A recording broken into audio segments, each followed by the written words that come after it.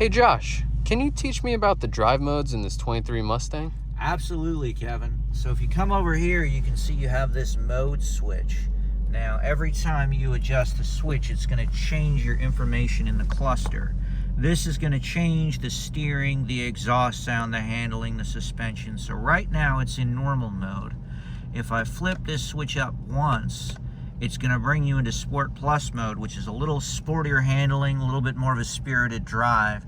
Now the next two modes, you'll want to check out the manual for more information, but you can take it up to track mode, and then you can also take it into drag strip mode.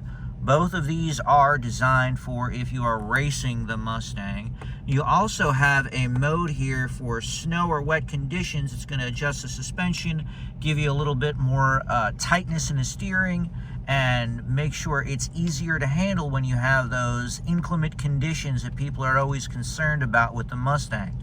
Now, if you're looking for more information on this, you want to see more about the car, click on the link down below. It'll take you directly to our website.